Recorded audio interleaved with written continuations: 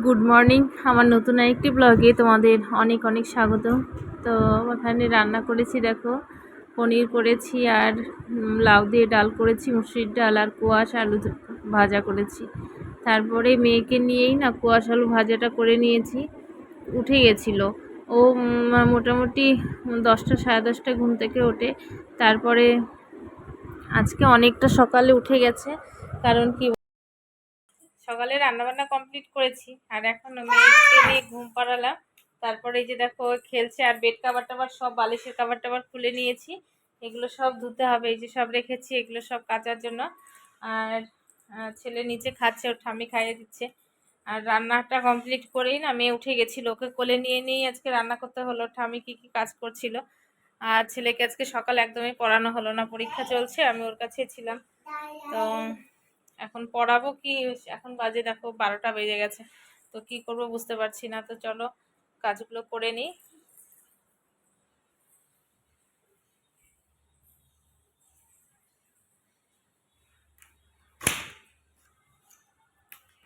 তারপর তোমাদের সাথে আবার দেখা হচ্ছে। বাড়িতে না ক্লান্ত, কাজকর্ম করতে দুপুরবেলায় একটু রেস্ট নিয়ে তাতে শরীর একটু ভালো লাগে, মানে ক্লান্তিটা দূর হয়। কিন্তু আমার সেই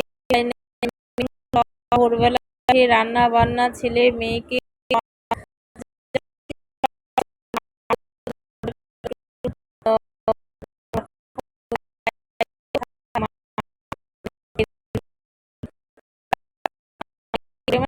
তো হবেই, বলো বাড়িতে কাজ তো আমাকে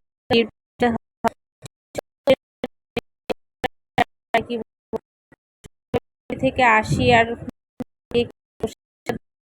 এমন কাজ করি যে আমার কি বলবো,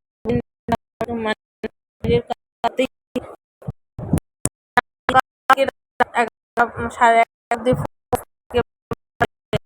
হয়, মানে আমার হয় এত, তো সেগুলো রিসিভ করে হয় আর করবো, করতে পারি না। এটা আমার একটা বড় আপনার ভালো জায়গা। তো না, মানে আমার কষ্ট হোক হোক, কিন্তু আমার জন্য যেন অন্যের কোনো অসুবিধা না হয়, আমি সেটা চেষ্টা করি। কাউকে করতে পারি না যে আমার না হয়, আমার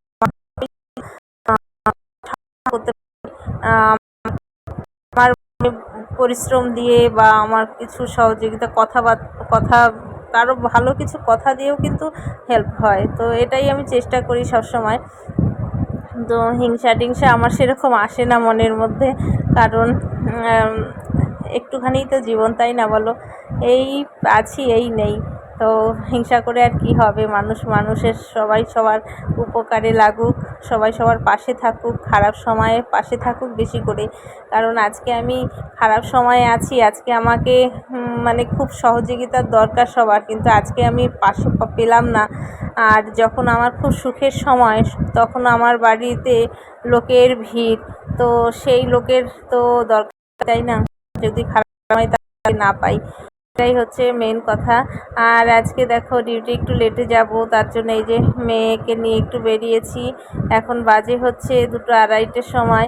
তো এখন ভাবছি আজকে ছুটি আছে যাব কি না, তো ওই যে ঘুরু ঘুরু করছি। তো চলো, আজকে না একদমই ভালো লাগছে না, তো তোমাদের সাথে শেয়ার করে ভালোই লাগলো। তো টাটা, আবার দেখা হবে নতুন একটি ব্লগ।